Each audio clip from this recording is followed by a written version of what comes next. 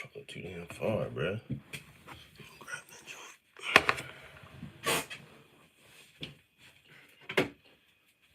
It's charged.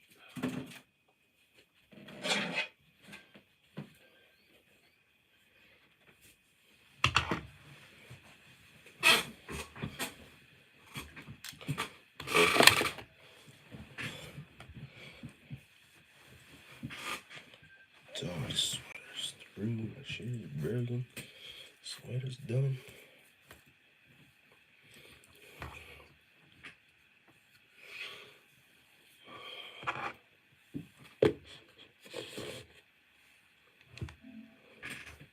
Maybe it's the elevation.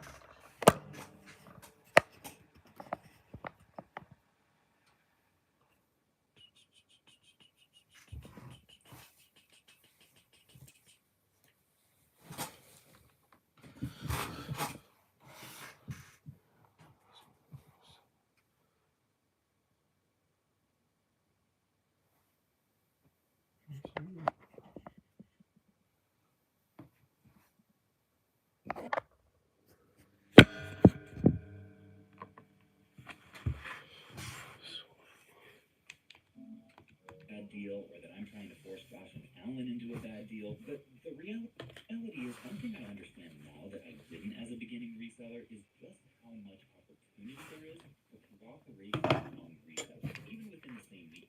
Because I sell online and Josh and Allen sell in store. We serve different markets. Because of this, I can trade I think I already watched this. for a bunch of inventory that also hasn't sold for them, and we can both go away. The thing sells something, it would be to see other video game resellers as potential partners rather than competitors. What's going on? Welcome in.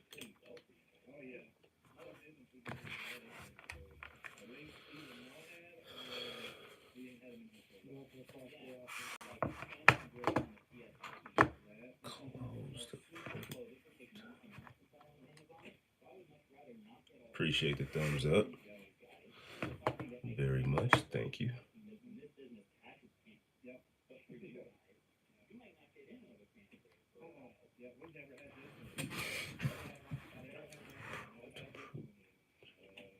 What's some of the stuff that you guys would love to get rid of? Local resellers came up and they were like, hey, let's do a bulk deal. What's the stuff that you can give me the best discount on you'd like to move? What would that be? Anything we have duplicates of, Guitar Hero, if I over there looking at those, yeah, I'm thinking of you. Take them all. If you can 2-5 employee medical. KPL, what's going on? All good, man. Workflow right now. I said a few days ago, work sometimes gets in the way of me doing fun stuff. So I decided to just merge the two for a minute. If you just came into the room, please hit the thumbs up, subscribe to the channel. All of the socials are in the description. I appreciate you.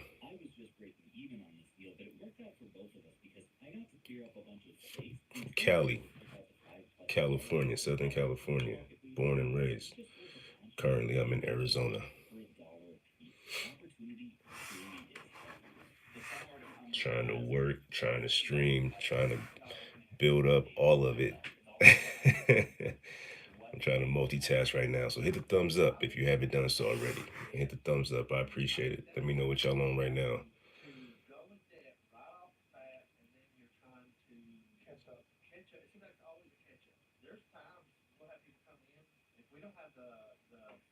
I got, what is this, Phoenix Resale playing in the background. I might turn that off in a minute, but I'm also looking at a computer screen that I can't show you. Because that's business, but you know what it is. Oh man, from Iran. Respect.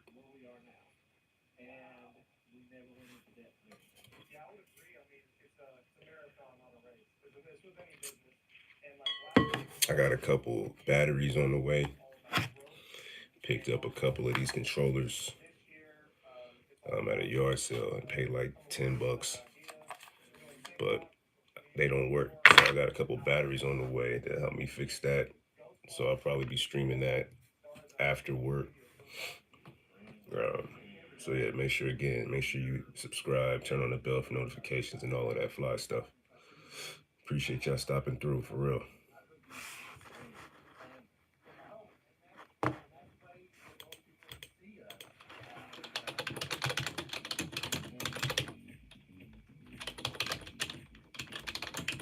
Alrighty, so we've got our little pile of goodies here.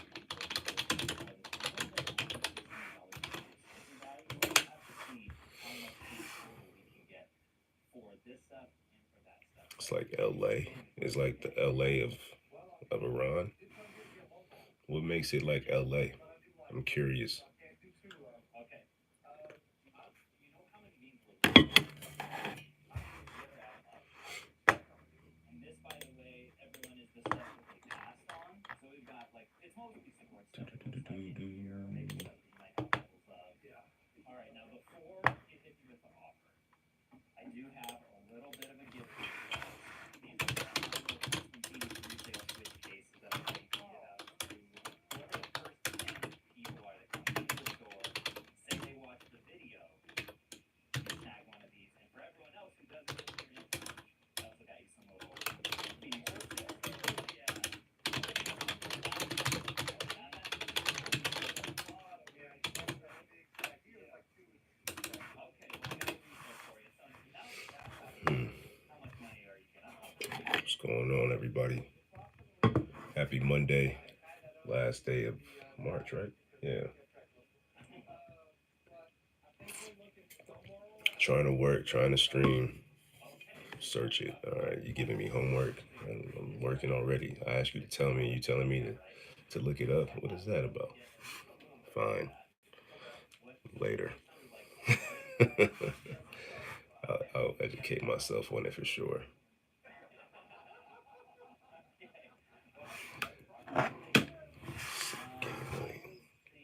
Will Smith, hell no. Good on that. Video game hunting for dummies. Good on that too. So I'd love to at least be at break even. Now, is that a cash offer or a trade offer? That'd be a trade offer. So in order to get to break even, we'd have to be that would put me at. Oh, it's not working because that's not the right controller. Let's try a different one. Who was that? Oh, the Queen G22 new toy show in California. Maybe in a minute, but for sure. That's something I need to turn around and look at the screen for. I can't just listen. Nintendo clearly outlasted Sega, despite Sega doing things they don't. The reason for that is Nintendo do things very well. And while that's at the developer level, a lot of video games just have a certain thing you can't get anywhere else, or at least you can't get it on that level. Hi, folks, I'm Stefan, and that's what I want to talk about today. 10 games that do one thing better than anyone. Let me swap this in. Black Flag, which, as you know, does parkour better. No, I'm just kidding. It's the pirate stuff. Duh. I just think it'd be really funny to talk about Assassin's Creed Black Flag as a pirate thing. This is the reason it's called. Man, does it do pirates good. In 10 plus years, Assassin's Creed Black Flag. My workspace is an absolute mess right now. I gotta get it together.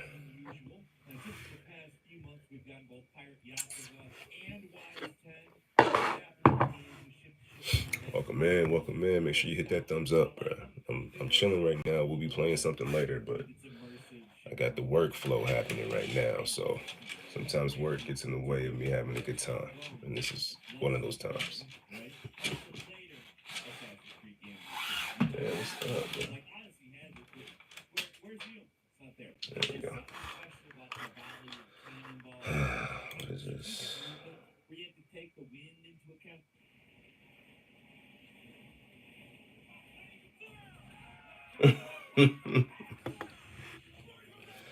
Anyway, I do not play Fortnite. I've played Fortnite for like a month, and when like a long time ago, my highest finish was I think 7th. But yeah, that was it. I don't play Fortnite. Can't do it. Tried it, but I let it go pretty quick. Only thing I'm playing currently, I'm actually about to jump back into Metroid Prime Remastered on the Switch. That's the next thing I'm gonna play. But no Fortnite. I was just watching somebody play Call of Duty Black Ops 6. Somebody was streaming, and forgive me, I don't remember who it was that was streaming, but everything was moving so damn fast. I couldn't imagine jumping back into that right now. I don't think I got the hand-eye coordination to keep up with that. What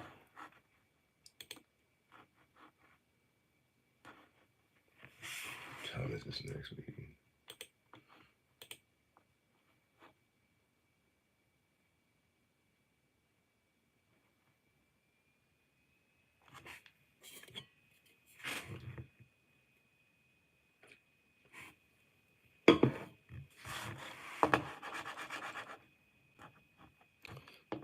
It's guaranteed dub. Guaranteed dub if I link up. I can't even. Add me. I haven't played. I would imagine that if you have 16 wins, that's impressive. But I would imagine that I would slow you down. Cause yeah, Fortnite just is not gonna work. I'm gonna be the weakest link for sure. Like for sure. But if you haven't already hit the thumbs up, do that. If you haven't already subscribed, subscribe to the channel. All the links to all the socials are in the description. TikTok, Discord, Twitch, everything. I'm everywhere all at once.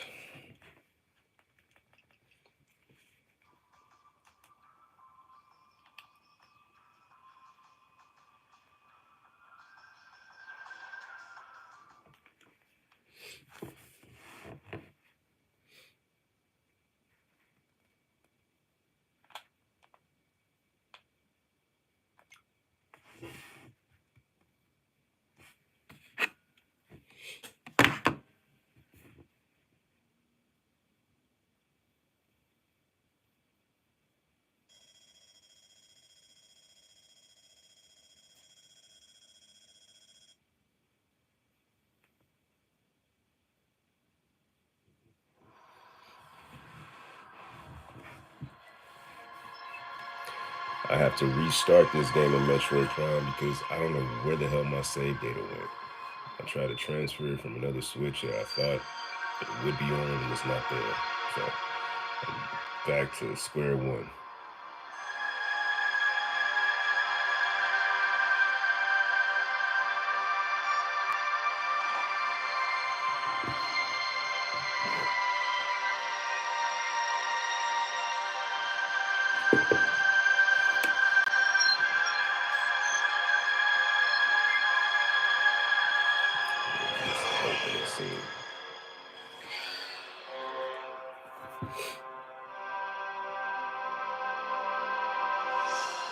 Yeah.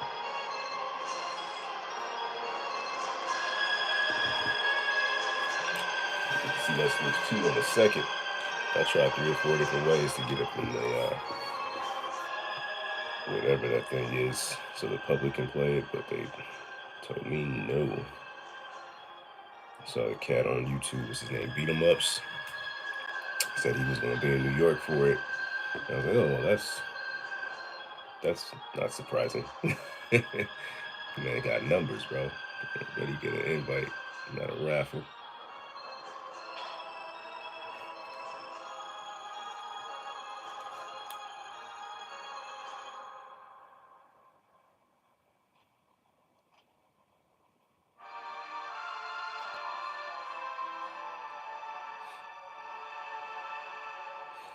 Yo, Metroid or Zelda?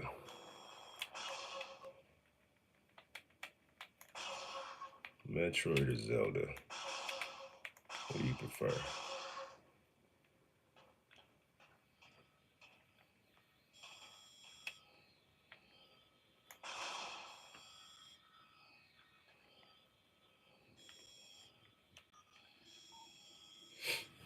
Metroid or Zelda? Let me know.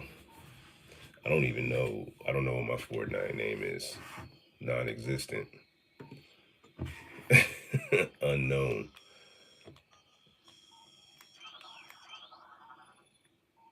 I have no idea what my Fortnite name is. For real. Completely no clue.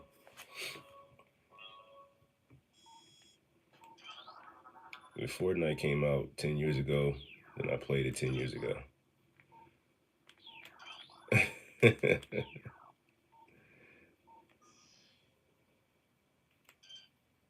I promise you.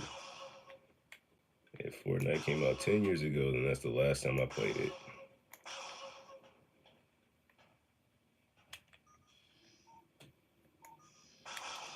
Wrong button.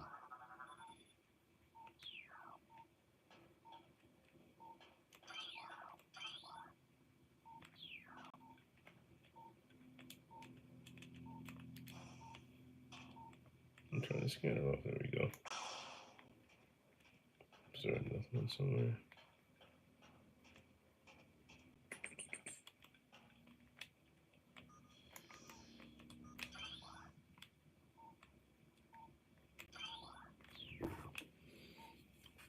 Metroid mainly for the 2D action. I barely played Zelda. I feel that. I feel that. Metroid or Zelda in the chat. Let me know. I feel like I've played more Zelda than I have. I definitely played more Zelda than I have Metroid. But I don't know if I prefer Zelda over Metroid. I don't play Metroid often, but when I do jump into it, it's always a good time. What the hell? Sometimes I get a little burnt out on puzzles though. Oh, that's why. There we go. Just gotta look up. Yeah, Metroid or Zelda. Far Cry Promise. Okay. I haven't played a single Far Cry game either. It's amazing when I think about how many games I have played and how many I haven't. I feel like there might be pretty close to more than it's definitely more that I haven't played.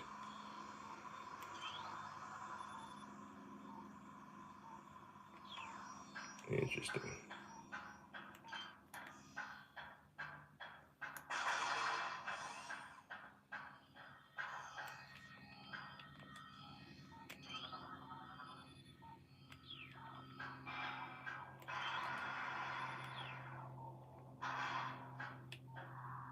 What in the hell?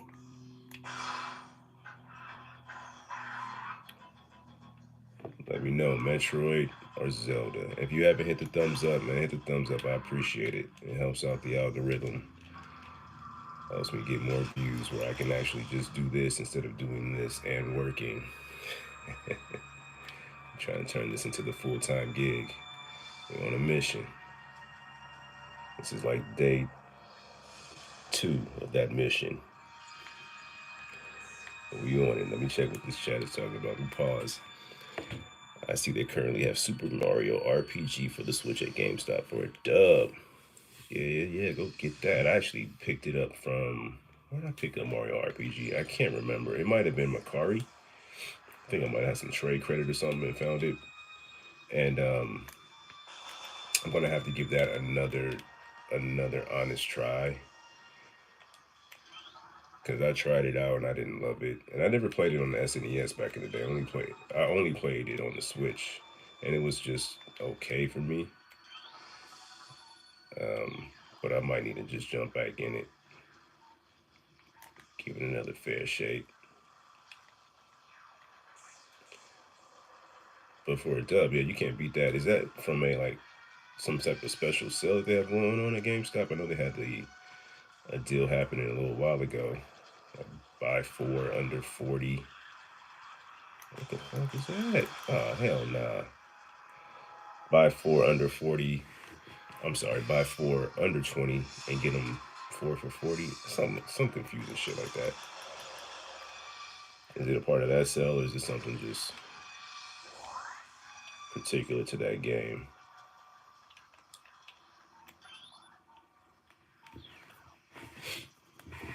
Let me know. If I get a Switch for 150 and 11, yes. I don't even know what Switch it is or what the games are, but that sounds like a killer deal, man. It sounds like a killer deal. 150 for a Switch and 11 games. That's what I like to hear, man. I ain't gonna hold you, because that sounds like people getting ready for the Switch 2, so they're unloading all of their other Switch stuff. That's what I'm trying to get to. I want everything to be dirt cheap because everybody wants the new Switch. And that is like my reminder that I don't need to jump into into the new Switch. So I'm gonna try to resist once they, release all the pre-order details and all of that. But yeah, I need that other Switch stuff for dirt cheap. 150, man. That's dope. Let me know what the games are and what the details on the type of Switch. Even if it's a first model, I feel at some point the first model Switches would probably be worth a little more because of them being first model Switches. But I could be wrong. I've been wrong before. Talking about some of my predictions for this joint, man. I predict for this Nintendo Switch 2, when they have this little, whatever this presentation is, they're going to show some games. They're going to talk about backwards compatibility. That's going to be a given, right? They're going to also talk about, what the hell? Mario Kart. And for Mario Kart, I've been saying it, bro. I expect double dash elements from the GameCube to be in Mario Kart 9. Double dash elements at some way will be incorporated into this one. They're gonna have to. They're gonna have to. All right, am I going the right way or the wrong way? Think about Metroid, boy. You turn around. There you go. But yeah, play Zelda. Chat, Zelda or Metroid? Let me know which one you prefer. Zelda or Metroid? Which one is your preference? Yesterday I asked, was it yesterday? It was Saturday. I asked Mario or Sonic. Today I'm asking Zelda or Metroid. Let me know.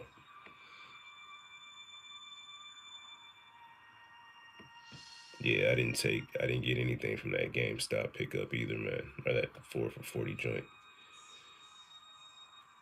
Bro, I've played Farming Simulator 25 on the PS5, and I did not love it. I have it, and I played it, and I didn't love it. And again, it might be one of those joints where I just didn't give it enough time. I didn't give it enough play, but playing for the 40, 50 minutes that I played it on PS5, I could tell that the game wasn't for me. I can tell it wasn't for me. But yeah, what I say, Double Dash will be a part of Mario 9. I expect them to show more of Metroid Prime 4, and likely tell us, like, hey, you can play this on the Switch, but let me tell you why you should get the Switch 2 and play it on there instead. I expect that to definitely be a part of. I expect that to be a part of it for real. Like, yeah, we can show you this. We can show you. You can get Metroid Prime 4 on the first Switch, but you're gonna get something extra if you play it on the Switch. You know how they do that. You gotta sell the console, right? But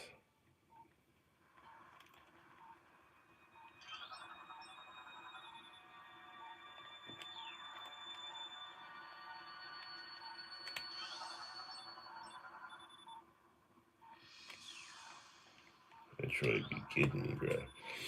Metroid or Zelda, let me know. Okay, or SnowRunner. Never played SnowRunner. Is that on PS5? I'll check that one out.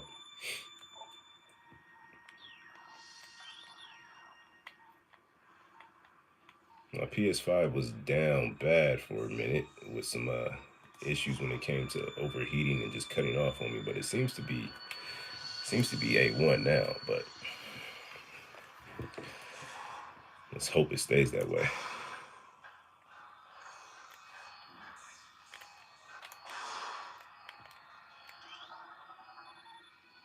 Access to beta. Metroid Prime is lit. Joshua, hello, hello. Hope all is well. Playing Tekken 8.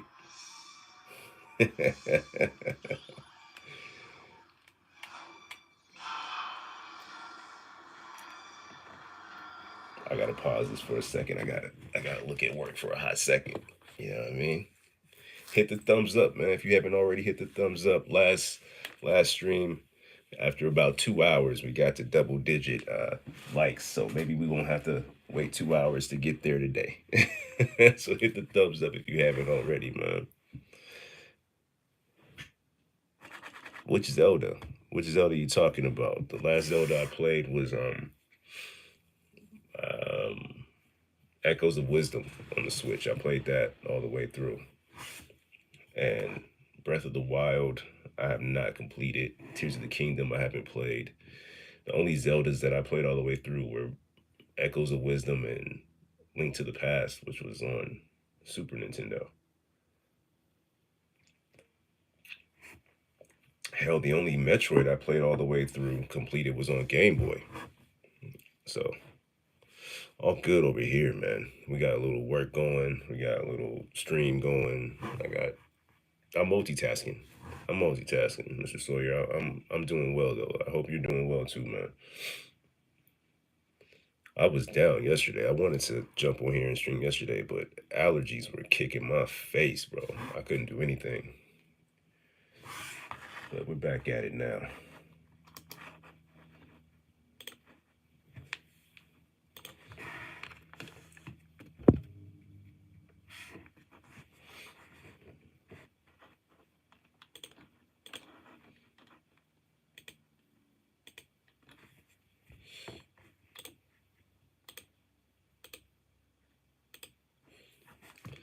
All right. Got how many games do you have behind you? Directly behind me? I don't know. Let's count. One, two. I don't know, bro. I really don't know. I have a lot, I would say. More than I probably have more games than I played for sure. I know I haven't played every game up there. And on the other side, what's not pictured are the games for the Switch. On this one directly behind me here, all these games right here are games that these are PS3 games right here. And I haven't decided if I want to keep them. I have a bunch of PS3s that I'm looking to sell and bundle with these games. So that's what those are for. Behind that is another stack of games for the PS2. I think it might be a PS3 game or two in there. And for the Xbox that I want to keep behind that stack. Behind that stack are games like Teen Titans for the PS2, DuckTales for the Xbox 360, Silent Hill, Collections, Alice the Madness Returns. All those games are back there. So Bruce Lee for the Xbox is back there. I keep all of those games up there because I don't have a real Xbox collection. I did, but I sold off all my 360 games. So that shelf was mostly Xbox. Now that shelf is mostly stuff that I don't know what to do with or I'm listing. There's a lot of stuff up there that's listed. Like there's a right here is a NES Advantage controller that's listed on Macari. Next to it is another NES Advantage controller. I don't think that one's listed, but above it are a bunch of Blu-rays that I just picked up. No, some of them been there for a while, but I need to put them away. And all of these here, what the hell are all of those? Oh, those are controllers too. Like this is a Genesis 6 button. Above that is another one, and above that, those two are Super Nintendo controllers. like third-party joints from some manufacturer. But yeah, man, long way to tell you. There's a bunch of games back there, but I don't count them. You're right. I could tell you the number if I pulled up my Game Eye app. That's usually how I track my different games. I scan them, and that tells me exactly the number. But yeah, I don't count them, bro. It's just a fun thing to collect, and when I count them, or if I count them and I say how many I have, I all of a sudden feel like I have too many games. Like I feel like it's excessive. So the less I know about the actual number, the less likely I am to start purging and getting them out of here.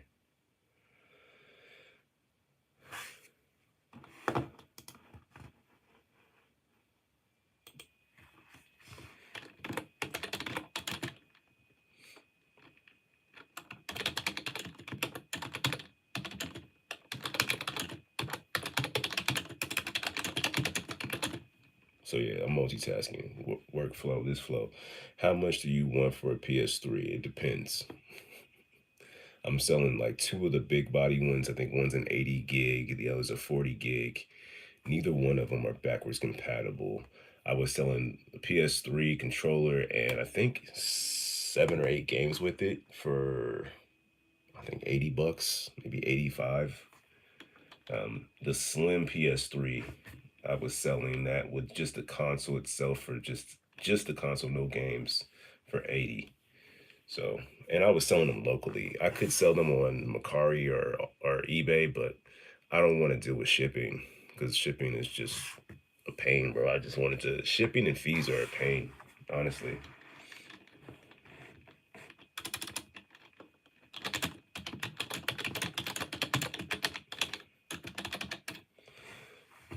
Yeah, and if you haven't already, I appreciate the hearts, man. Good looking now. Hit the thumbs up, subscribe to the channel, all of that good stuff. It really does help out the algorithm.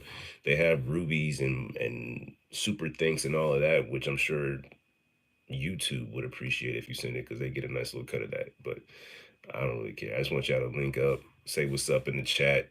Right now, I'm asking Zelda, or not Zelda. Yeah, it was Zelda. Zelda or Metroid is the question I'm asking in the chat. So hit the thumbs up, subscribe to the channel. The links to all of the profiles and socials, all of that is found in the description. I appreciate it. I appreciate it. Oh, for the Mario or Sonic choice, Wonder5 said, I'd say Sonic. My main gripe with Sonic is when he's in 3D space. The platform section slow the pace. I feel that. Sonic is about speed, right? We don't need that. I feel that for sure. I'm more of a Nintendo guy, so I didn't get into too much Sonic.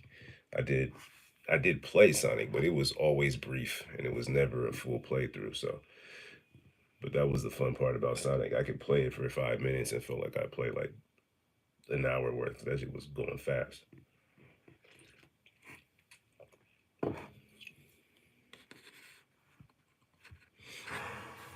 I'm still by PS2 Fat Console System 8, bro, man. There you go. Yeah, I got the PS2 console. I got the thick one. You can see it actually right. Wait, I messed that up. Right there. That's the big boy PS2, the OG. Right next to it, it's hard to see, but there's a little tiny slither right there. That's the PS2 Slim.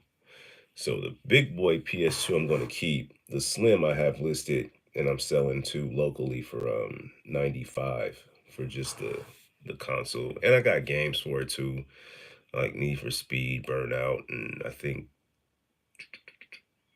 Grand Theft Auto, Liberty City Stories.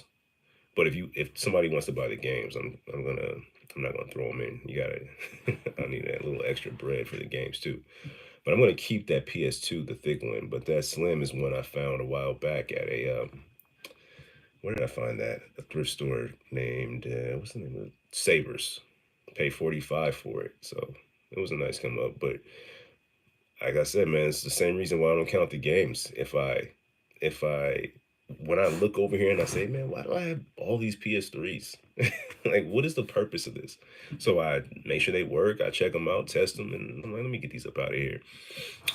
The goal, if I can sell the things that are on that shelf, three PS3s and a PS2, I might be able to buy my Switch 2 without coming out of pocket at all. I might have to come out of pocket a little bit, but it'd be worth it because, like I said, the PS2, this one right here, 45, and the PS3s were pawn shop finds, and I didn't pay a lot for them. So I'm gonna check these controllers that I got just this past weekend that don't work. Um, I'm going to. I've already ordered replacement batteries for them, so I'm gonna open these up later, replace the batteries, and add those to the console. The batteries cost me like $12 for two of them. So all in on those controllers, $32 for both of them, which sounds like a lot of money, but it's really not. It's fun too. I get to find out if I can fix this. I'm not gonna get rid of the white one. I just thought about that. I'm gonna keep the white one, but this one I have already, so I'm gonna get rid of this one.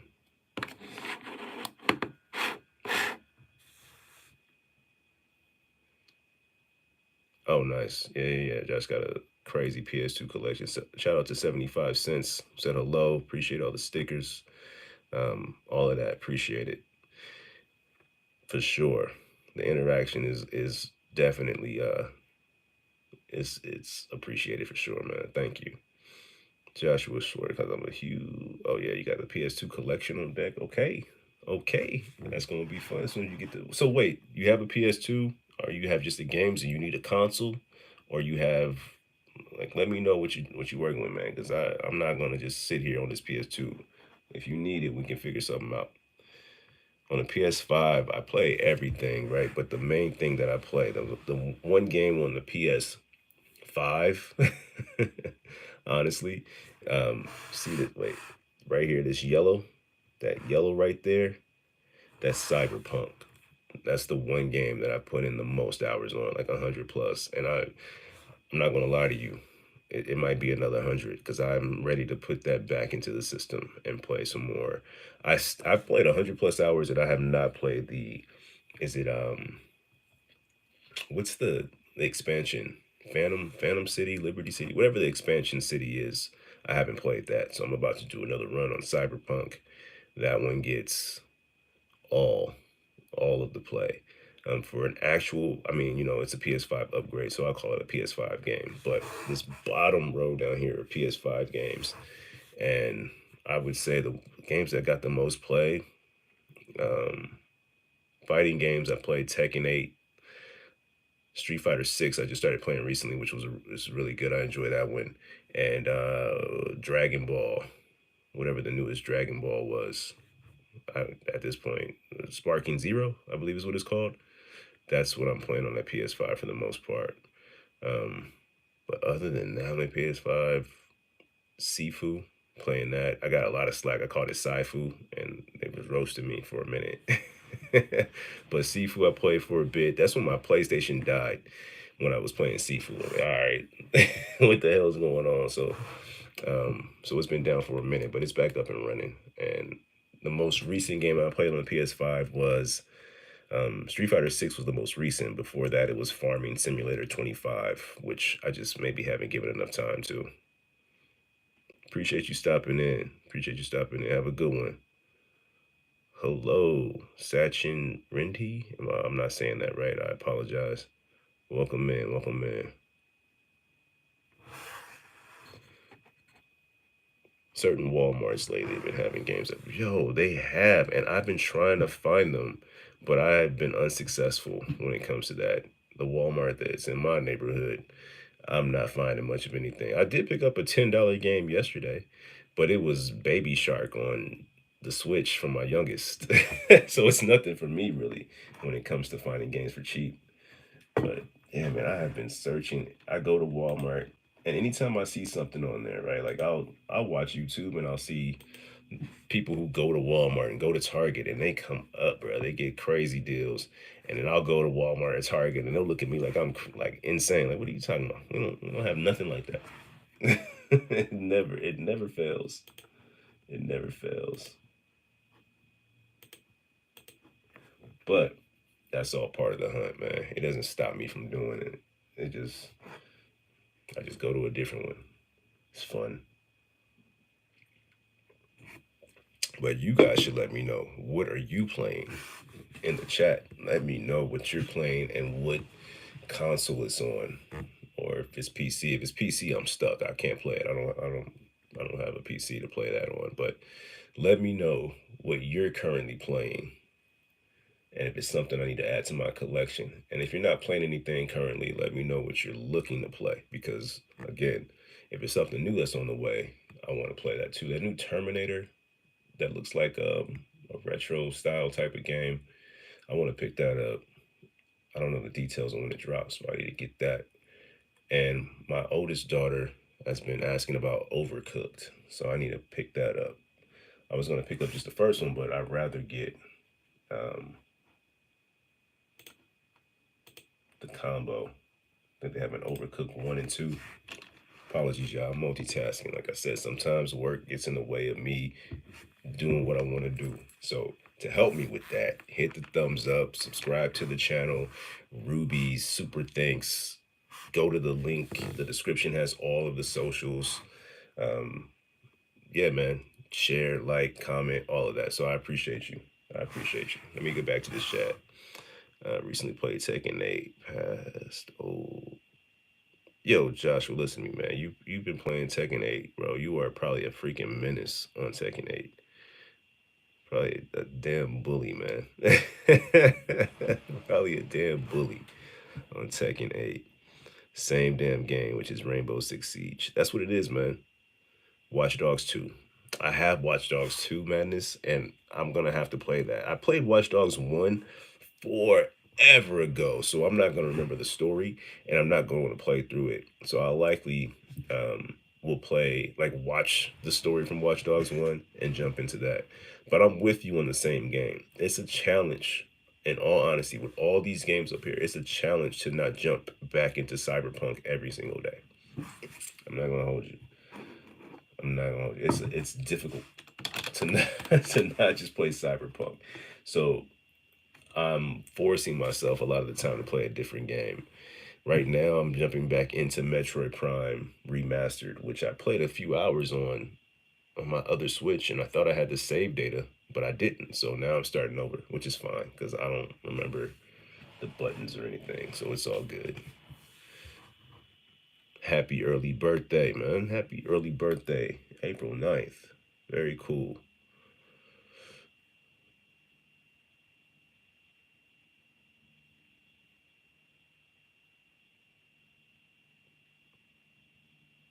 Bro, play Cyberpunk.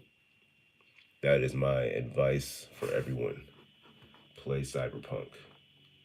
If you haven't played it, play it. Play Cyberpunk, man. It's so good. And I know it's a like it had the terrible start, right? Everybody knows about how bad it started, and I was right there. I've been following Cyberpunk for a long time, and when they were talking about making a video game, I was excited. I was reading up on different articles about Cyberpunk, and I didn't pick it up day one. Thankfully, I just heard about all the bad stuff that was happening. I said, God. And I had a PS4 Pro, and I was like, yo, I could play it on here. They say maybe it'll work, but I left it alone. Ultimately, I waited until they did I picked up that copy of Cyberpunk for $20 from Best Buy. Bro, it might have been a month after it dropped. Like the price of it just plummeted, right? So they were basically giving the game away. I picked it up and I held on to it until it came out on the PS5 update. When they released the PS5 update, that's when I started playing Cyberpunk, and I was just locked in. Locked in. I played it all the way through, and I just zoomed through it. Literally just, I wasn't even reading the story, the dialogue. I was just going. And then I played through it again, and played every side mission, like, and everything. There was nothing left for me to do except for the last mission, and I played the last mission. So I'm 100+ hours in, and I'm ready to start it over again. But I'm not yet. Maybe tomorrow. I'm gonna play Metroid Prime for a little bit, but I'm gonna wait. I, but it's a tough game. Play it, man. And I'm not gonna hold you. If you can find it for, you'll probably find it for dirt cheap at this point. Dirt cheap. And I still gotta get the. I haven't played the expansion yet, so I gotta play that. I gotta pick that up next for sure. 75 cent. Welcome back in. Welcome back in. Appreciate it. Appreciate it. It was a. I have this game convention coming up on Friday that I'm gonna try to get some footage for. It's the Game On Expo in Phoenix. So I'm gonna be out there Friday. It's the first day of the convention. I think it jumps off at like 1 o'clock. See if I can't find some games on my board here that I'm staring at. I know on day one I won't get anything crazy. So my goal is to get Wu-Tang, um, Overcooked 1 and 2 if I can find it for a good price. And there was something else. Samurai Jack is the other one. And then the random goal is like a random amiibo, but like a $15 and under. But we'll see how that goes. I I doubt that I'll get any sort of deals for the first day. I just know how things work early in convention. I'm like, nah, man, I need all that bread. So I understand. But I had a deal lined up yesterday to pick up Pokemon Sword and Street Fighter collection on the Switch for 35. And I actually backed. I was like, hey, you know what, man? On second thought, I can't do that. I gotta hold this bread for Friday. Like Pokemon Sword will always be there. I just saw Street Fighter at Walmart for dirt cheap, so I had to wait. I had to wait, but soon, soon. But yeah, man, hit the thumbs up. All the links to all the socials are in the description. Subscribe to the channel. Super thanks, Rubies, Gems, whatever the hell they call it, man. Just saying what's up in the chat. I appreciate it. I appreciate it a great deal.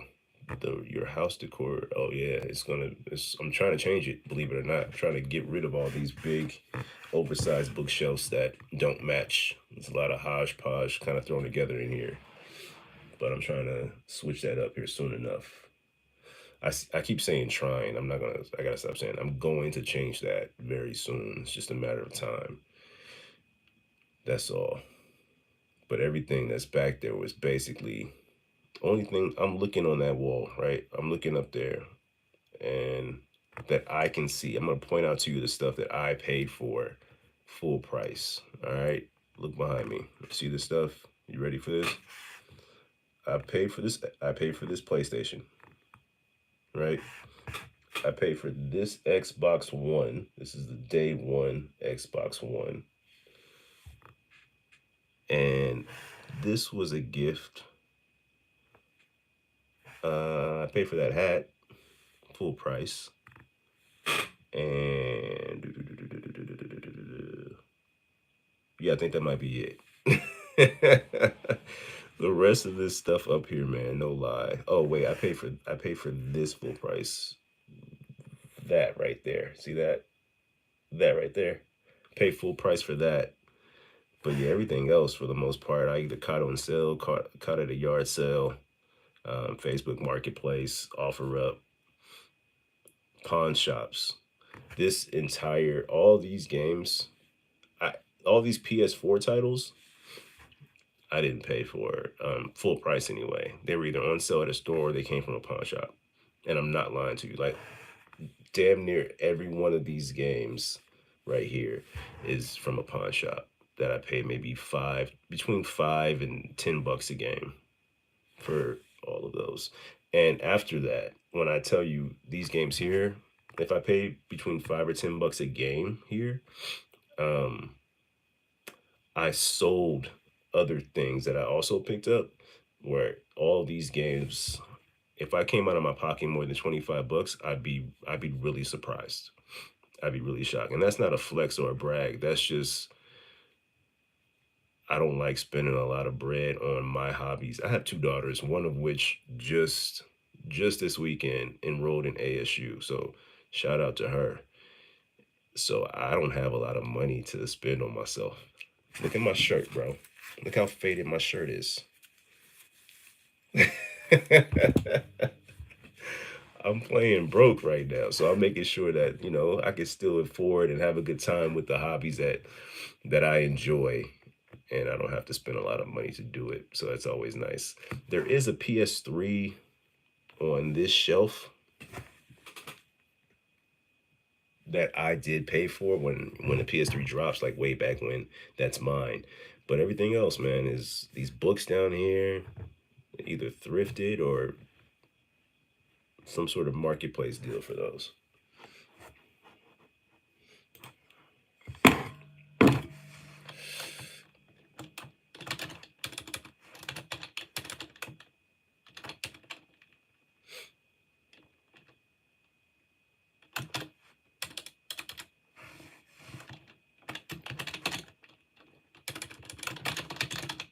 Workflow, gotta type. So listen, if you're here, I appreciate you. Hit the thumbs up, subscribe to the channel. Let me save my battery a little bit so we can maybe stay on the stream a little bit longer. But all the links to all the socials are in the description. That's Twitch, TikTok, Discord, Facebook might be on there. Odds are if you use some sort of social media and you look up Buttons and Beans, I'm gonna be there. I hope I'm gonna be there. If I'm not there, let me know so I can get there. Let me know. But yeah, man, hit the thumbs up, share, like, subscribe. I need a little light because it's daytime and I need it to feel like that. That feels better. And if you haven't already provided your answer, let me know. Metroid or Zelda. And if you don't know what either of those characters, I got another one for you. Fortnite or Call of Duty. Let me know. Fortnite or COD. And somebody might tell me PUBG. That's going to be in there too, right? Man, this came through quick with the COD.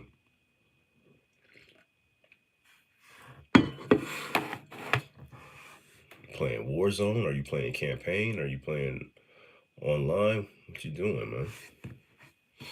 The last time I played Call of Duty, me and the cousins would play a lot of the zombies, but that might have been 2 or 3 years ago at this point.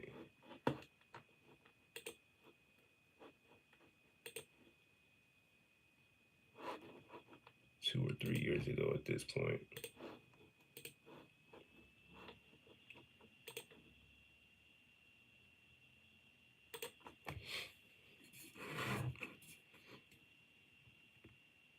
Oh man, yeah, they might. I'm not gonna lie to you, they might be beyond the PS4. They should be beyond the PS4. Like, let's be real. PS5 has been out 5 years now. That doesn't make sense that they're still making games that play on both of those consoles. And that's no disrespect to anybody who didn't pick up a PS5 for whatever reason. But from I guess a software and a hardware standpoint, like, they can't keep up, and to try to make it playable, it's like when I see a game played, they say game is coming out on the PS5, the Xbox Series, and the Switch. I'm like, how? What's this going to play like on the Switch? This has to be, it has to run on garbage juice. There's no way.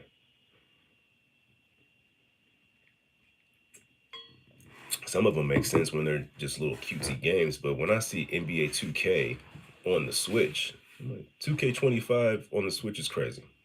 What the hell? This can't be anything that's playable. I played Mortal Kombat 1 on the Switch and almost lost my mind, bro. I got like 2 or 3 gray hairs, and it was from waiting for Mortal Kombat 1 to load on the Switch. That's how long that joint took, bro. The fact that they even tried to put that out was disgraceful. Disgraceful. Who was playing Mortal Kombat 1 on the Switch? Like, you play that on a console, maybe on a PC. I don't even know if they do it on a PC, but you don't play it on a Switch. Come on, dog.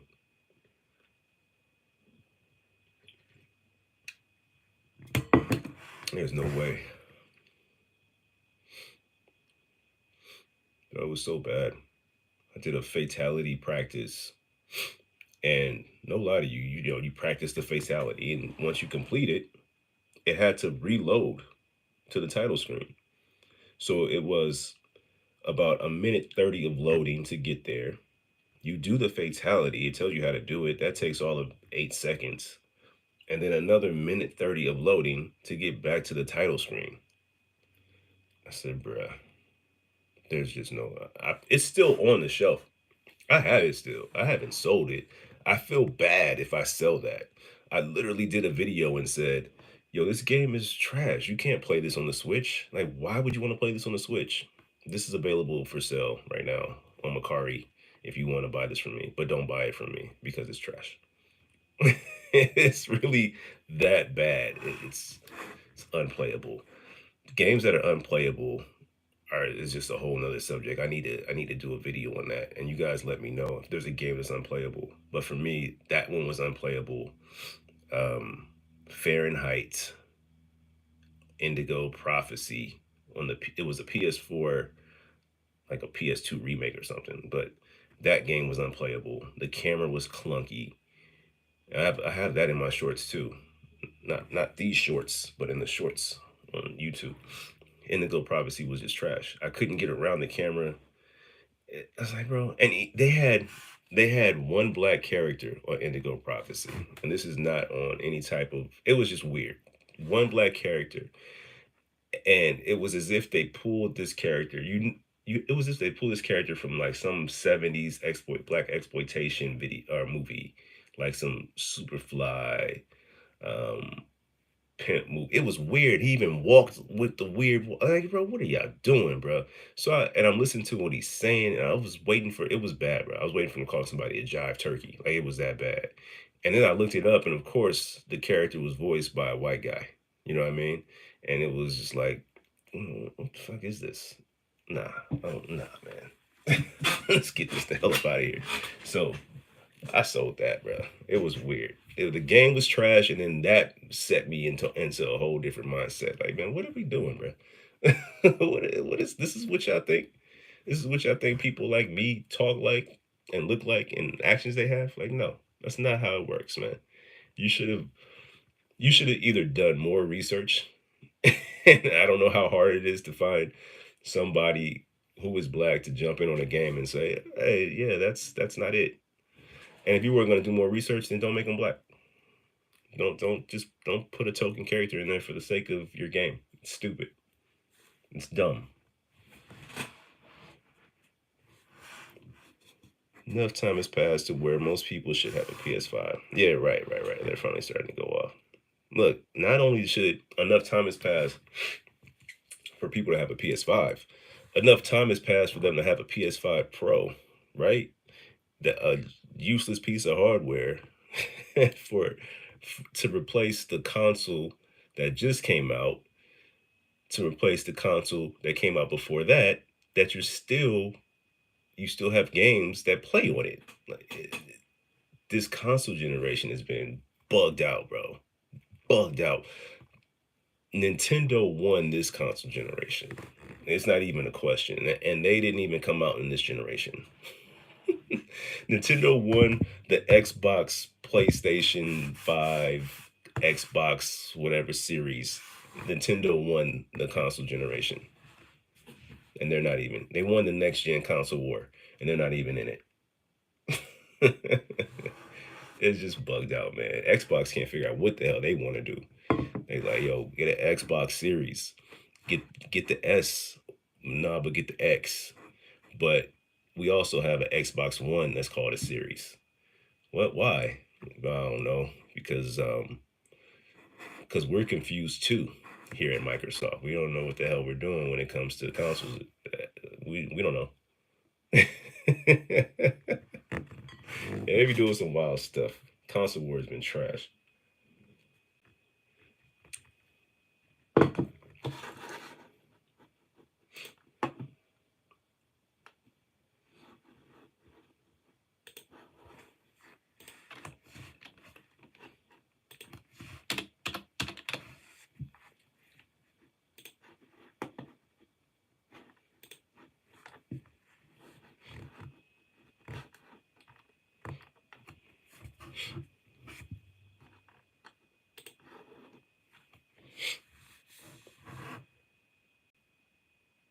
Yeah, man.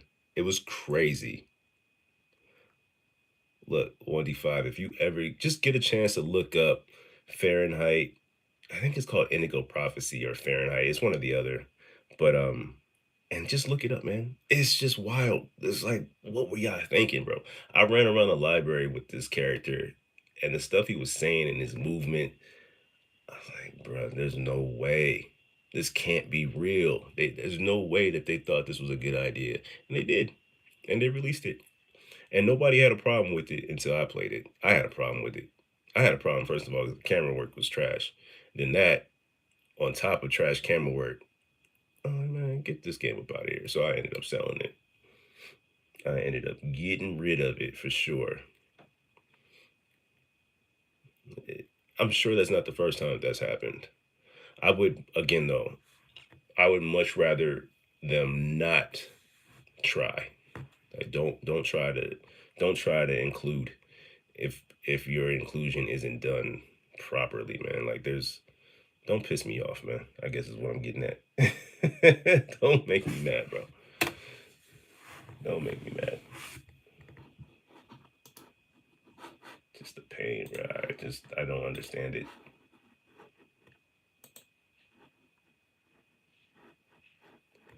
And what?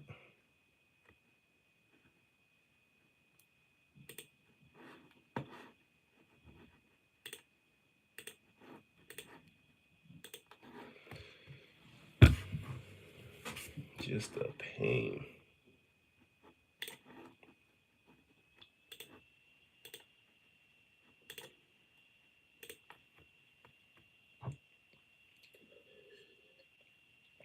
Well, let me know. Let me know. COD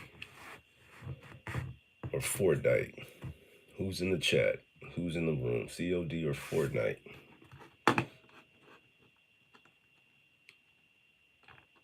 Blended. Very cool.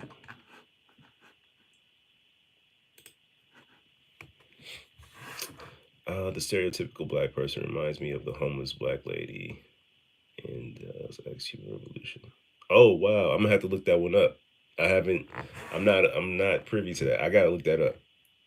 The way they had her talking so slave irish, bro. Yeah, man. Come on, bro. We still doing that. You know what I'm saying? It's just sometimes I'm trying not to get on the soapbox, but fuck it. Things like that, um, goofy ass Disney movies, whether it be Dumbo or Aladdin or whatever, man. Like not just black, just ignorance in general. It's like, man, come on. I understand if you wanna. What's the new one? Isn't there a lot of controversy going on with like Moana and the Hawaiian accents that aren't really Hawaiian? Like, I don't know, man. I just there's people that you can get to advise and to even play these roles that make more sense. If you want the inclusion, then include the people who you're trying to reel in. Like don't make it weird. Like the weirdest thing for me is when I was a kid was always the McDonald's commercial with the beat change. Right? Like you typically you watching a McDonald's commercial back in the day and it was like, hey, okay, McDonald's, this is on sale. And then you watch it on a different day when you watching like say Rap City or something. And you're like, yo, did Dr. Dre make this McDonald's commercial? Is this a Timberland beat on this McDonald's commercial? Like, bro, why? You don't need all that. Just sell me fries. That's all you gotta do. Just sell me fries.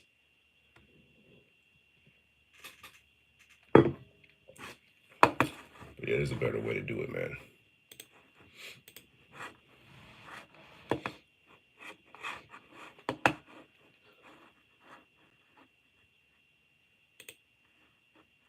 And don't mind me, chat, if I go quiet on you. Like I said, I'm multitasking. We got work going on. We got the chat going on. Ooh. So I don't eat. I don't eat beef. But let's say when I did eat beef, BK for the onion rings. I'm never going to BK for onion rings, bro. I think Carl's Jr. If we talking fast food onion rings, I like Carl's Jr. fast food onion rings. Yeah, but listen, BK or McDonald's. McDonald's is pretty consistent, right? It's pretty simple. I'll go there for nuggets and all of that. Something about BK though. BK cooking it. Something about that flame broil, bro. And that grill's going. That just smell good. Something about that. Something about that, man. Smell good. But yeah, man, it's been a while though since I've been to McDonald's. I probably have to go. Excuse me, Burger King. I probably have to say McDonald's if I have to pick one. I'm not gonna hold you, but something about I was just what was I doing? I think I was just gassing up the car just this past weekend, and I swear there's a Burger King right next to the gas station, and somebody opened that side door. I don't know to take trash out or something, and that flame smell came out. Oh my god! I couldn't tell if the place was on fire or if they were cooking. Either way, it smelled amazing. It smelled incredible. My sleeper though for fast food burger. All right, y'all ready for this? I'm about to put y'all up on game. My sleeper for best fast food burger, Del Taco. Yep, Del Smackaho. You get the double Del cheeseburger from Del Taco. Is the best cheeseburger in the fast food game. I don't want to hear shit about In and Out. Jump out the window if you're gonna say something about Whataburger. Del Taco has the most slept on cheeseburger in the game. I'm telling you, bro. It's different. It hit different. And they fries is fire too. If they, you gotta tell them, hey, make my fries right now for me, please, and just leave them in there a little bit longer, because sometimes they're just coming out. They come out looking like a noodle.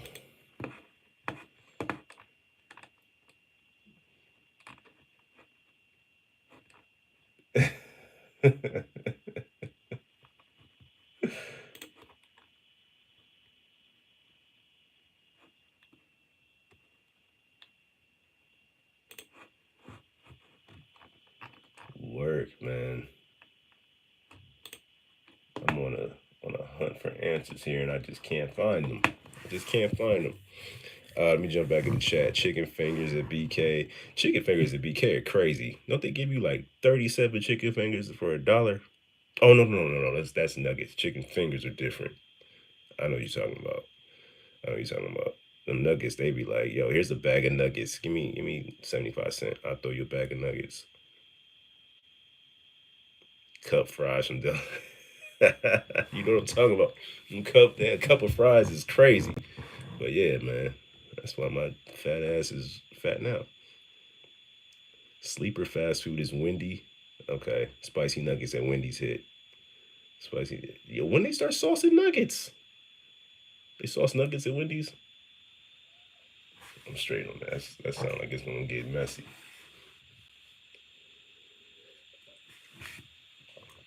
They saucing nuggets now?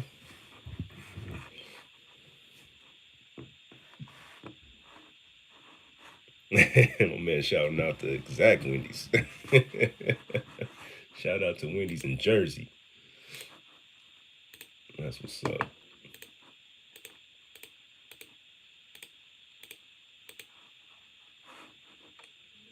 Shade man. I got my stomach growling now. Now I'm hungry.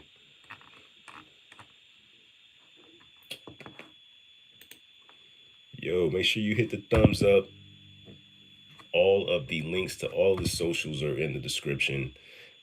Say what's up in the chat. Let me know right now. We're talking about fast food, but let me know COD or what was the other one? Fortnite. What are you playing? If you had to pick one, COD or Fortnite, just put it in the chat. Okay, you have Popeyes there, KFC. We got both. We got Popeyes for sure. Popeyes over KFC.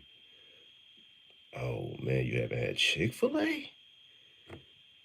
What? Low key, I feel like Chick-fil-A is so nice, they'll bring it to you right now. Just because you've never had it before. Oh, my pleasure. Here's Chick-fil-A.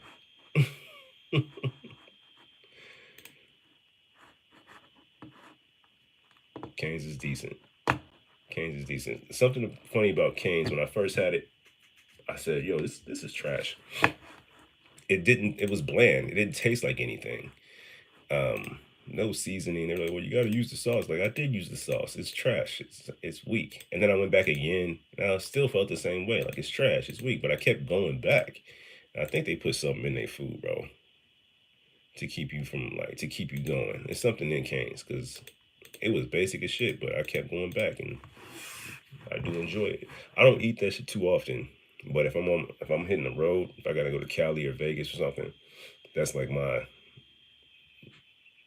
poison for the ride. I'll stop at Cane's or Chick-fil-A. Neither one of those is in my city, so I got to take a drive to get it. Same thing with Del Taco. That's not in my city either, so I have to take a little ride for that too. Yes, Chick-fil-A sponsor my guy Madness. They just handing out sponsorships. What we got? We got 7 likes. Hit that thumbs up if you haven't already, man. I appreciate it. Hope y'all are well, bro. I know it's Monday, first day of the week. A lot of people back to school, back to work, wherever you at, checking in, jumping into the chat, into the live rather. Thank you. Hope you're good.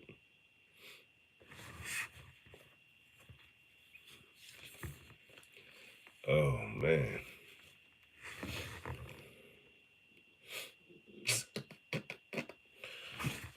Any details on that one? All right. I guess I'll eat my apples. We got talking about food.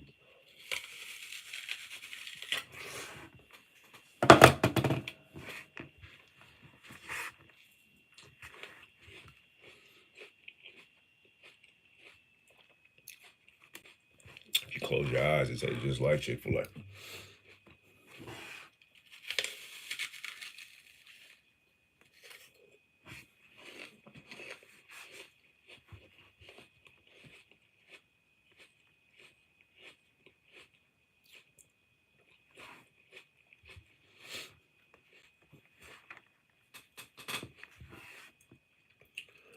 All right.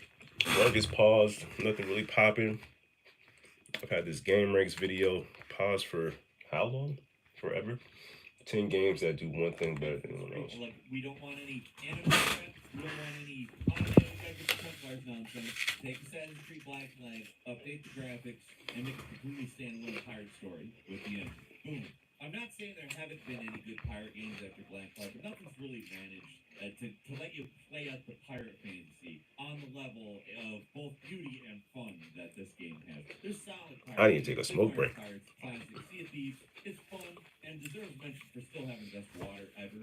And the sister game to Black Flag is almost as good as Black Flag. In fact, in some ways, it's a little bit better in at least the gameplay. Assassin's Creed. Frank, nobody has surpassed Black Flag. There's still It's a franchise that I have never played. Not so much. Never played Assassin's Creed.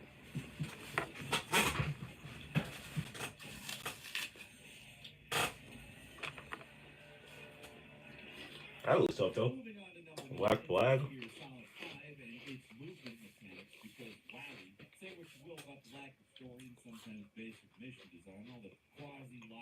This apple is slapping.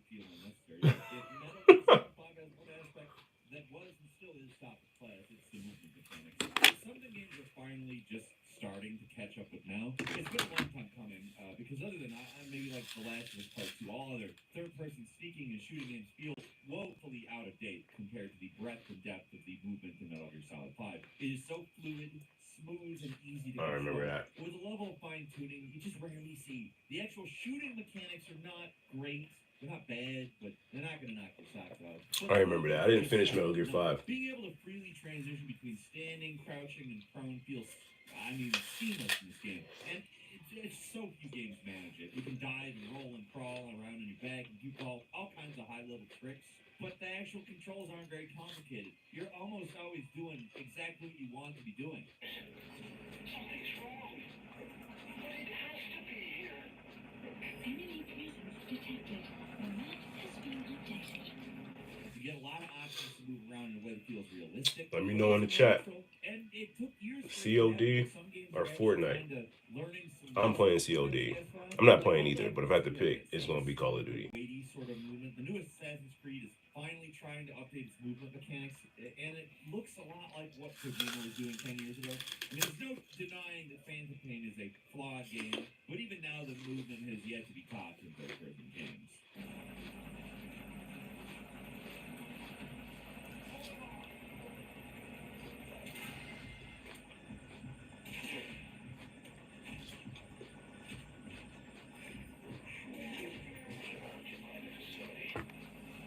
And number 8, Grand Theft Auto 5 is instant character switching. It's kind of crazy that a game that originally came out in the Xbox 360, PS3 era still inexplicably has the best character swapping mechanics in any game.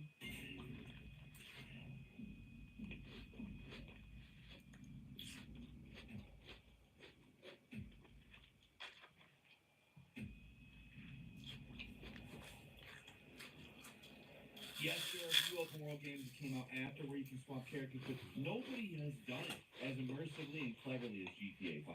Where most games, even now, only Alright, you swap characters. we gotta turn it up for a minute. When you're doing some kind of central base or whatever, you know? GTA 5. I've been sitting on my ass all day. And as long as you're not in the middle of the mission, you're no longer that guy. You're the other guy. We gotta change it up. Obvious loading screen. The game seamlessly zooms out and pans across the map back to another guy who's somewhere else doing something. Usually they're in the middle of something. It's amazing. Like, honestly, it's super immersive. And even if it slows you down a little bit, it's the kind of slowdown that, like, feels good. Like, wow, this is a real world where things are really happening.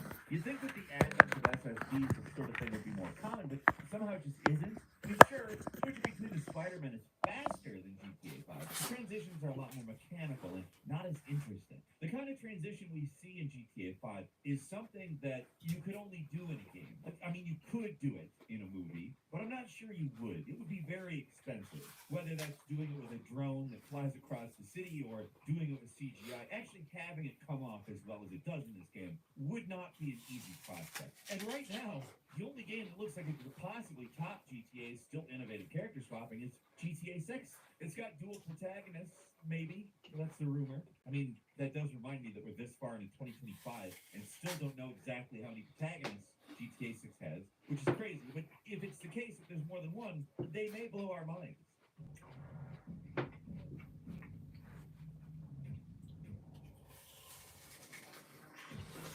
Hey, baby, you looking for a date? No, just window shopping. Happily married now. At number 7, Resident Evil 4 still has the best reload animations. A bold statement, but I'm willing to go to bat for it. Stiff competition, I'm not gonna lie. But I'm sorry, it's just not been topped. Not even in the excellent remake. There's an argument to be made that the Resident Evil 4 remake is better than the original, and it's certainly the one that I want to play more than the original. If you watch game ranks for any extended game length, you know, old Falcon had a The hell is serious that? bone to pick with the controls in the original Resident Evil 4. But I have no bones to pick Damn. with the incredible reloading animation.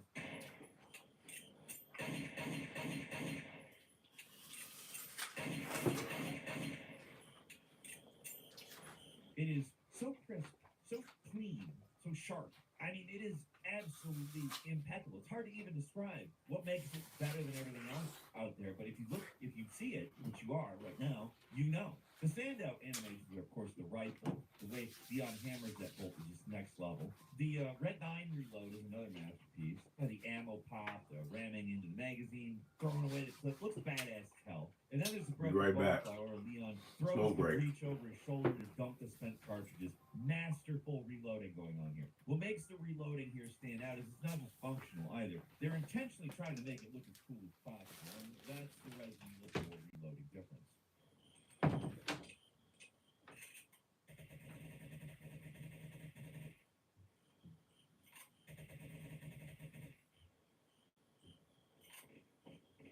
And number 6, Sifu has the best third-person hand-to-hand combat. This is a tough one because obviously there's a lot of strong competition in this category. So I don't blame you if you disagree, but to me, Sifu just has the best hand-to-hand combat system in any game. It's hardcore, challenging to master, but when you start to get good, it really seriously looks like a martial arts movie come to life.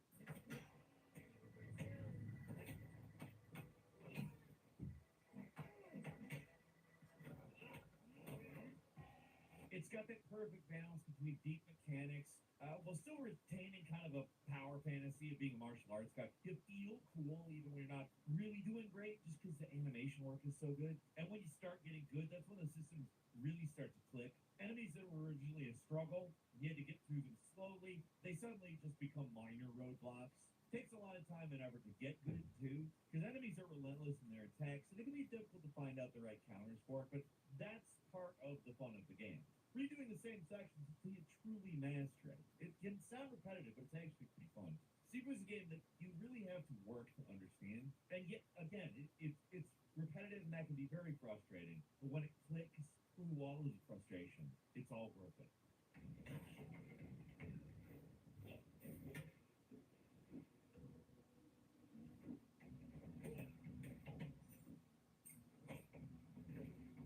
And number five, the game with the best destructible environment is Teardown. Probably thought I was going to say Red Faction Guerrilla. In some ways, yes, it's the best. That hasn't stopped. It hasn't been topped. But Teardown does something very different. It's more granular, more physics-based, and incorporates other elements of water and smoke in the simulation. Different materials have different strengths. They require different solutions to break through. Environments are smaller, but smashing through stuff, wowie, is it detailed and interesting. It's more than a simple power fantasy. The destruction isn't just flashy. There's a ton of depth to it. It's still pretty indie-rific in its presentation. Like, you're not going to fool anybody into thinking this is like real footage or anything, but the visuals kind of don't matter. The physics simulation is super complex and great.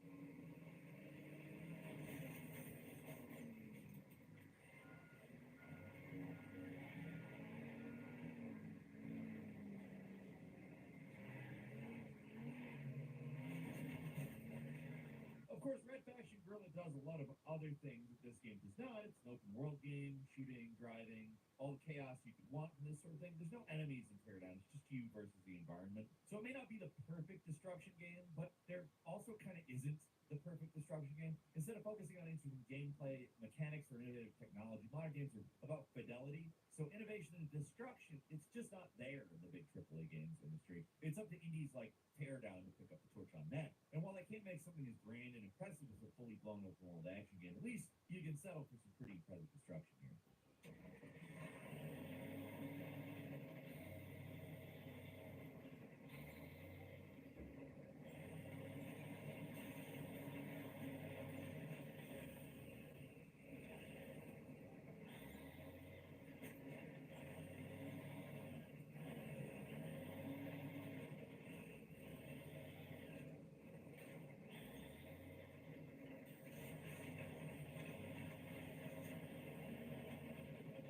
And number four, Freedom Fighters is the most fun third-person strategy game hybrid. Anyone who grew up on RTS games probably dreamed of a game where you can zoom in from the usual bird's eye view and get a close personal look at the action. Few games have been trying this. The RTS hybrid games, pretty much all of them have failed spectacularly, other than that Battlezone remake. Anybody remember that one? It's been a while. I like that games attempt it because on paper it's something that I would like.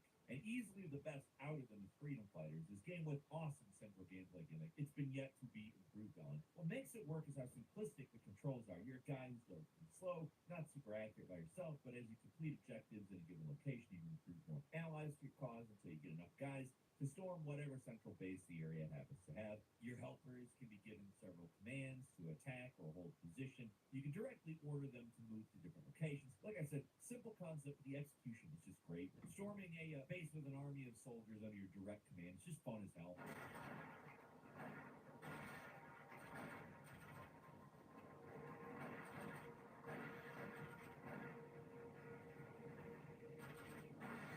It's exciting and tactical without being overwhelming or awkward, and it works in a way most other games of this type don't. Like I said, it's kind of a genre that just, it's such a great idea on paper, and nobody's really fully cracked it yet, but I'd say Freedom Fighters is among a very select few that have gotten super close.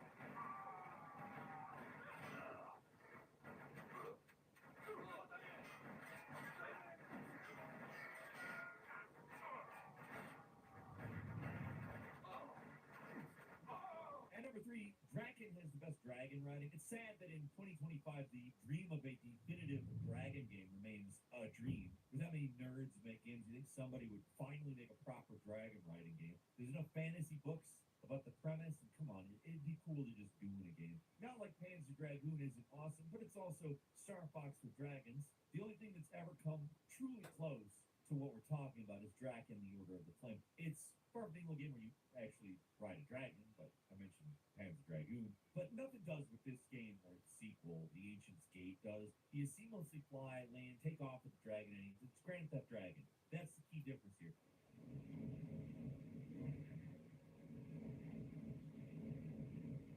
The dragon doesn't get sequestered off into its own gameplay segment, or it's some on-rails, very linear, specific type of game. Panzer Dragoon isn't a dragon game. It's a take on the forward-scrolling shooter. This is a dragon game. And please understand, Panzer Dragoon are among my favorite games. I lobby to mention them here because they don't get mentioned enough.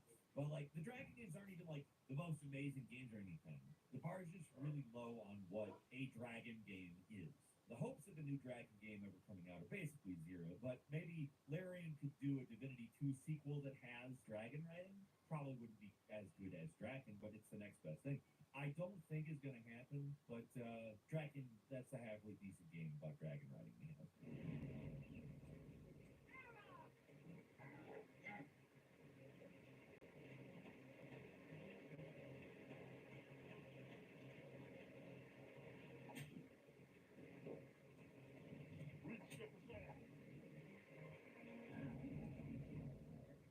And number 2 is Mirror's Edge, the first-person parkour, which, wow. I'm not going to lie and say there hasn't been an increased interest in speed in first-person games. More and more games are coming out with double jumps, and wall runs, and air dashes, and all kinds of movement powers. But even with all those bells and whistles, no other game has quite managed to feel as good as the original Mirror's Edge. It's a game that does one thing well, and that's running. The controls are responsive and tactile. The movement system's complex, has depth, but it's also simple enough that anybody can jump in and have some fun, and it just feels good to play. There's a weight to the controls that make it feel like you're actually inhabiting a human body, but it's not so heavy that it makes it feel sluggish. It kind of just hits this Goldilocks mark between realistic and fun, and it allows for some almost superhuman feats that, it's all for fun.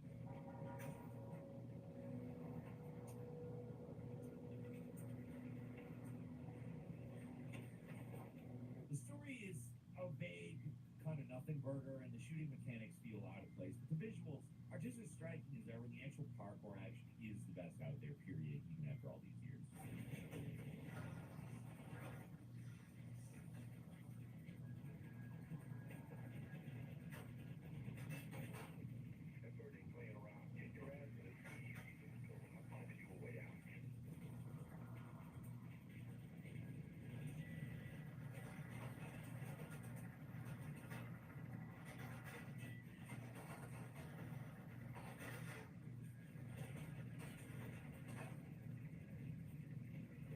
And finally, number 1, Mercenaries Playground of Destruction has the best airstrikes. There's just something really satisfying about calling an airstrike in a video game. You have command all that military hardware. It feels badass, even when it's just relegated to a scripted sequence. The thing with airstrikes is that mechanically you basically understand what kind of rocket or explosive charge, but that's boring. You want to run up to a tank like a chump and throw some C4 at it, then run away? Or do you want to call an AC-130 gunship and blow that thing away at 20,000 feet?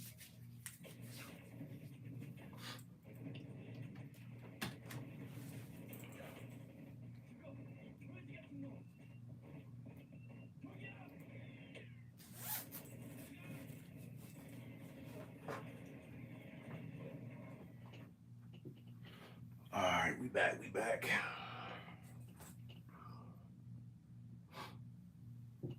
Okay.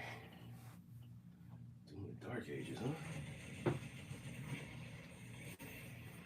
When I went into my hands-on with Doom the Dark Ages, I was prepared for intense violence and high-volume heavy metal, but what I didn't count on was such an exhilarating amount of demon-killing variety.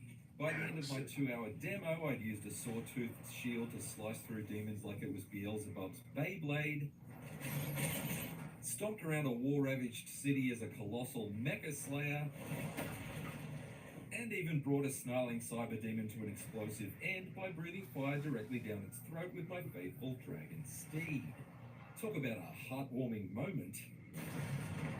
Every aspect of it looked and felt incredible. It may take place in the dark ages of the Doom timeline, but the Slayer's latest Slaughterfest might well represent the peak of the series' modern era. Cue the head-crushing guitar riff. Looks fun. Doom Let's the Dark start with the Ages. most crucial new You change. know, y'all picking that one up. Shield. That one looks While good. 2016's Doom was focused on run and gun, and 2020's Doom Eternal evolved into jump and shoot, the core combat principle of Doom the Dark Ages is to stand and fight. That's not to say I wasn't immediately strafing through the strife as I met each new wave of Satan's soldiers, but the Doomslayer's new shield allowed me to hold my ground and block or parry enemy attacks, and even deflect projectiles back at them whenever I managed to nail the timing. When it comes to which enemy attacks can be deflected and which can't, it's basically traffic light rules. Red means stop and green means go. Or for Star Wars fans, red is bad and green is good. The point is, you must constantly stay on the move to weave your way through the red waves of enemy fire, but the moment you see a green burst, you need to dash towards the danger in order to perfectly bat back everything from searing bolts of energy fired by enemy archers to the deadly volleys launched by the hulking hell tanks.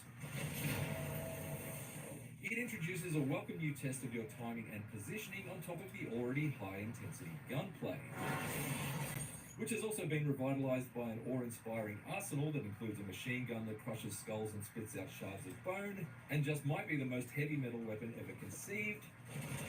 But the shield isn't there simply to block and deflect. It can also bear the brunt of a powerful lunging bash that instantly closes the distance between you and your target, and you can even rev up its spinning saw-toothed edge like a chainsaw and hurl it.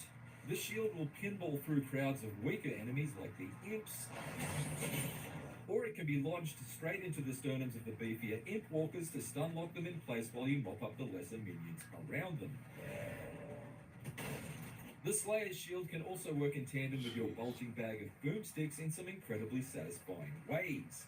Come up against a platoon of soldiers marching behind seemingly impenetrable steel shields of their own, just pump a few super shotgun rounds into their metal mobile cover to heat it up until it's visibly molten, before frisbeeing your shield straight at them to ignite the entire group and shower yourself in valuable armor pickups from the resulting explosion. That's tough. The Dark Ages shield is perhaps the most devastating interpretation of the phrase "the best offense is a good defense," and it makes the new Doom feel like the greatest unofficial Captain America game ever made. Only instead of fighting an army of Nazis, you're battling the most evil villains that hell has to offer, which I suppose are both one and the same.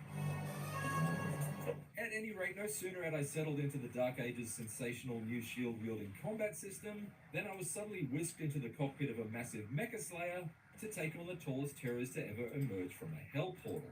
These Atlan assault mechs have only been teased in the past couple of Doom games, but in the Dark Ages they're finally pilotable, and I was absolutely thrilled to get behind the controls of one of these green-helmed Goliaths in order to raise some hell. Or should I say, raise some hell, as I stomped out tiny tanks and crashed through bridges lined with troops, on my way to going toe to towering toe with each Titan demon trying to take me down. Yes, Doom the Dark Ages takes the series' signature ultra-violence and literally elevates it into kaiju-sized carnage. Its Atlan combat is simple in setup, but seriously satisfying in execution. As you repeatedly pump the right trigger to unleash combos with a pair of school bus-sized fists, with each successful blow you land filling up a special meter consisting of two halves. Fill it halfway and you can deliver a powerful stomp that sends a shockwave through the earth below and opens up cracks of damaging lava that stagger your opponent. Fill it completely and you can deal a devastating finishing move to force Lucifer's Leviathans to go in peace, or more specifically, in freshly shredded pieces. If you like your 50-story tall fisticuffs with a side order of gargantuan guns, then fear not, because midway through the level a whopper of a weapon drop gave my mech access to a machine gun so large you could use an aeroplane hangar for a holster. I got a gun so big. Performing perfect dodges on incoming enemy attacks powers up both barrels of this not-so-mini gun, and I was soon blasting gloriously gory chunks of flesh off each Titan's torso that showered onto the soldiers below. You don't normally see this much raining blood without buying a ticket to a Slayer concert and sticking around for the encore. I have to Unfortunately, I was I only had to given the take a smallest break, taste of these supersized so I'm shootouts, good now. since my hands-on quickly switched tracks from Godzilla to Game of I'm Thrones checking out as I slipped out of the Atlan's cockpit and into the saddle of Island a Doom cybernetic game. dragon, complete with twin cannons and a pair What's of this? I dazzling guess we call this laser the hands-on wings. preview. Soaring through the skies above a humongous holy city, From I took IGN. the fight to a series of Hellcarrier airships, again performing perfect dodges to Ooh, power up dragon. their attacks, to demolish the artillery along their sides and the deadly assault cannons atop their hulls. With each airship's defenses disabled, I was then able to swoop down to its exposed landing zone, leap off my dragon to briefly blast through Hades' hordes on the flight deck, before shield bashing into its central power core and forcing the whole thing to erupt like a hellspawn Hindenburg, as I flew to safety aboard my scaly skybound steed. Both the Atlan and Cyber Dragon sections proved to be propulsive palette cleansers rich with spectacle, but I was itching for more of that bitch and shield and shoot 'em up action. Thankfully, the Slayer was soon brought back down to Earth to unleash further terror on terra firma, as my hands-on finished with a taste of one of Doom the Dark Ages' Itching and sandbox levels. While the previous gameplay stretches were dynamic but somewhat directed action set pieces, this bumper battlefield level dubbed The Siege gave me the freedom to tackle its objectives in any order and progress through it entirely at my own pace. Thus, in between exhilarating encounters with waves of heavily armored mancubuses and shield-based slugfests with super heavy cyber demons, I was also able to scour the landscape in all directions for gold to spend on weapon upgrades, collectible toys, and even brand new guns to add to my growing arsenal of demon destroyers. This included the Reaver Chain Shot, which delivered powerful charged up attacks that basically allowed me to fire a cannonball to instantly mulch a monster before attracting it on a chain and firing it again to crush their minion mate beside them. Kind of like a chain chomp, but not nearly as adorable. The expanded map also provided plenty of nooks and crannies to hunt through for health and armor pickups, including melee ammo for the Slayer's new flail and electrified gauntlet attacks.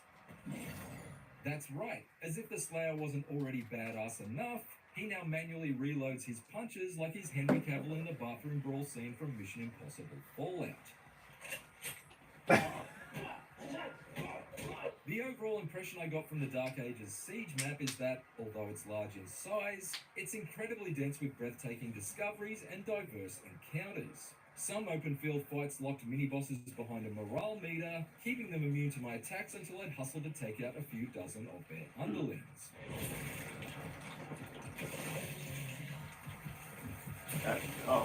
Other caves I explored featured almost no combat at all, instead challenging me to use my shield for environmental puzzle solving, either as a grappling hook to launch me to otherwise unreachable areas,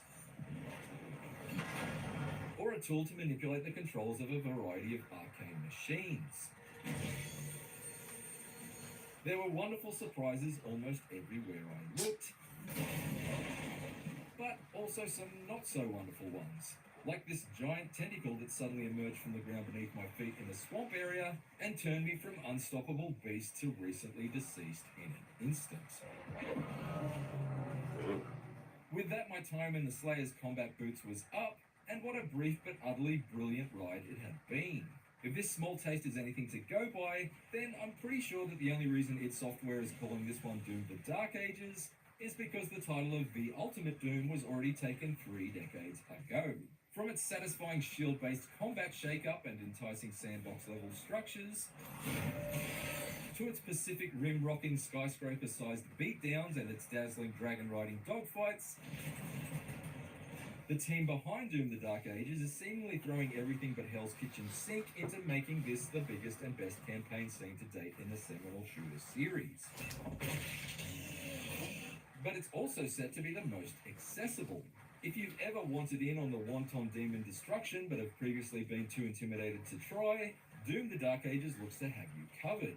Not only is there an expanded number of difficulty settings to choose from this time, with 6 different levels of challenge from the exceedingly gentle aspiring Slayer to the absolutely mental ultra nightmare, but there are also tools to tweak almost every aspect of the experience. That includes sliders to adjust everything from parry timing windows to the damage dealt from each attack, and the overall speed of the action. Whether you want it to be a friction-free power trip or a synapse-straining punishment, Doom the Dark Ages seems to have the flexibility to allow any level of player to become a god tier slayer. What's more, since it's a prequel to the 2016 reboot, you can go in completely fresh even if you have NFI what a BFG is. Doom the Dark Ages is set to arrive on PC, PlayStation 5 and Xbox Series XS on May 15th.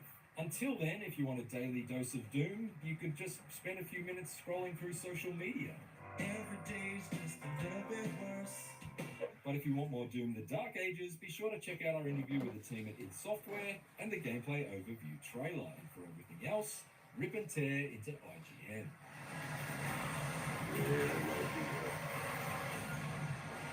Gotta have it. That one was good. That might be fun to play on the stream.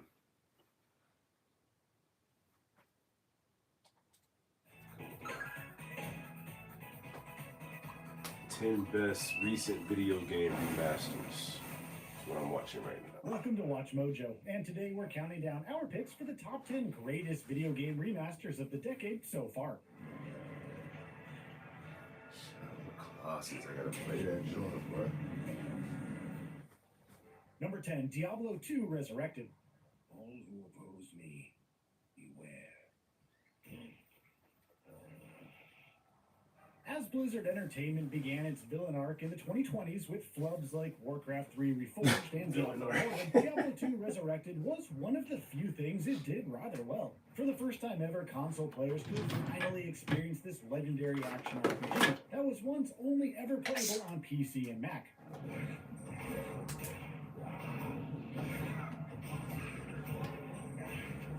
And to sweeten the deal, we could experience the game with some of the best controls on console. For a game such as this, in addition to swapping between the remastered visuals and the old ones. In all honesty, this is truly the best way to play Diablo 2 out of the few versions we got.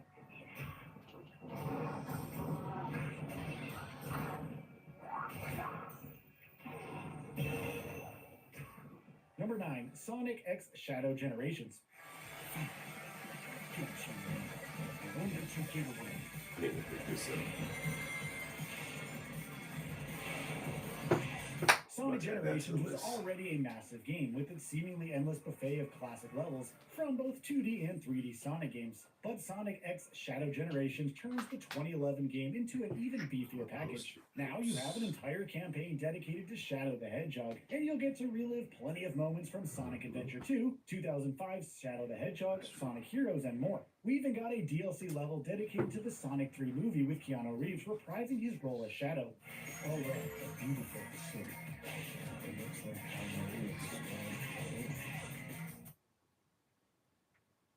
Being dedicated to Shadow from both 2D to play Diablo 2 out of the few versions we got. Go back.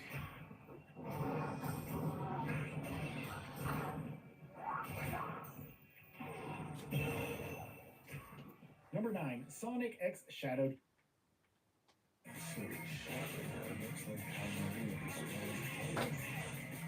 Whether you love the original Sonic Generations or if it's itching for more Shadow, Sonic X Shadow Generations will satisfy both cravings beyond your expectations.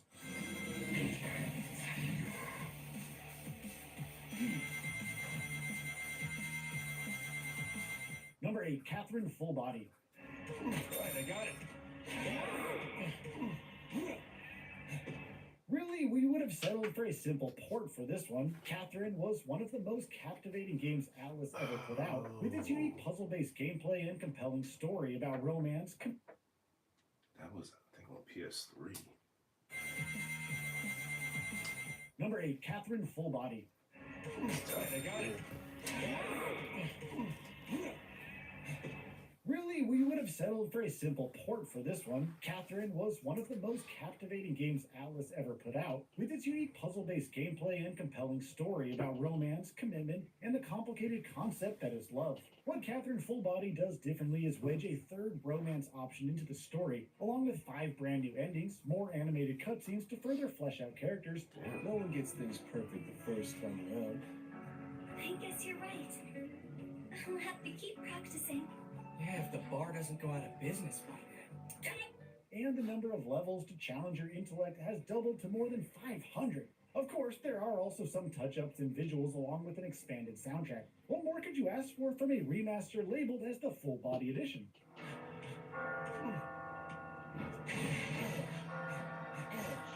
Number 7, Xenoblade Chronicles Definitive Edition.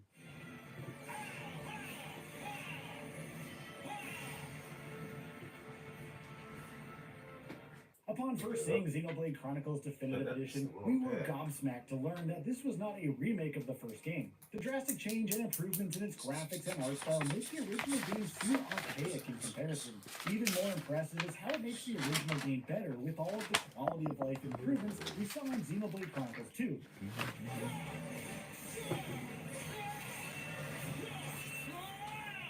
With a UI that is easier to read and crystal clear audio to help elevate the music and atmosphere. Nintendo even threw in a special epilogue that further dives into Melia's story after you beat the main campaign. If you never experienced the original game on the Wii, this is the best way to get yourself acquainted with the franchise. Paying attention. That's what we do. Upon first seeing Xenoblade Chronicles Definitive Edition, we were gobsmacked to learn that this was not a remake of the first game. The drastic change and improvements in its graphics and art style make the original game seem archaic in comparison. Even more impressive is how it makes the original game better with all of the quality of life improvements we saw in Xenoblade Chronicles 2.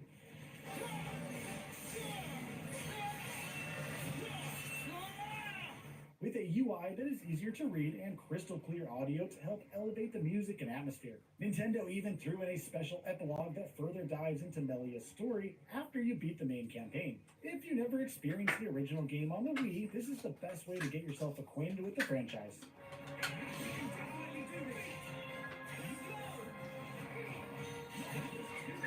Number 6, Metroid Prime Remastered.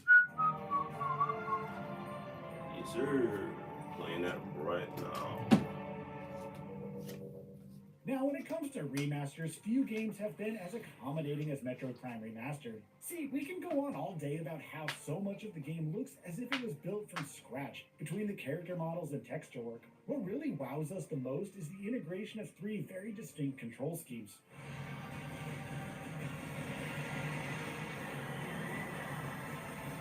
Players can choose controls that perfectly emulate the original GameCube game, the motion-based controls of the Wii port, and even a blend of both. No matter which control scheme you prefer, you'll find that Metroid Prime truly stands the test of time, thanks in part to this remaster.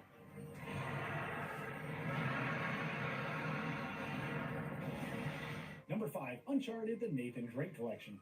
What's going on? Welcome in, welcome in. Be sure to say what's up in the chat, thumbs up. Like all the details, all the socials. If we could name any game in the as the main description. reason Sony acquired Blue Point Games, it's the Nathan Drake Collection. As some hardcore PlayStation enthusiasts are aware, Which one is PS3 this? games are tricky to bring to modern hardware. Go back. In part to this remaster.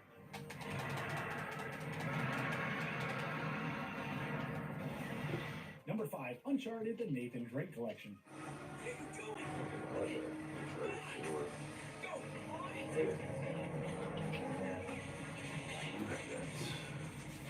If we could name any game as the main reason Sony acquired Blue Point Games, it's the Nathan Drake Collection. As some hardcore PlayStation enthusiasts are aware, PS3 games are tricky to bring to modern hardware because of certain design choices in the console itself. So whatever magic Blue Point worked to get these games on PS4 ought to be studied.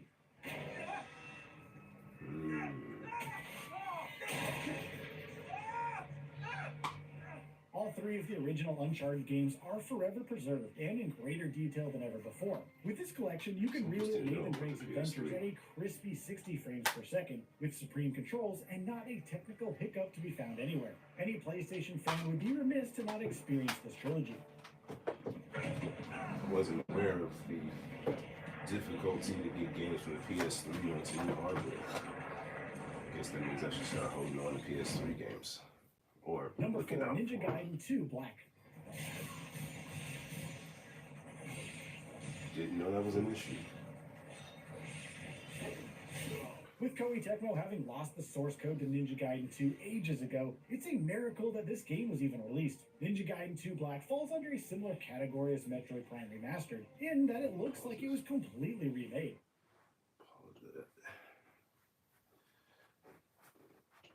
I'm gonna get back at y'all in a minute. Let this charge up.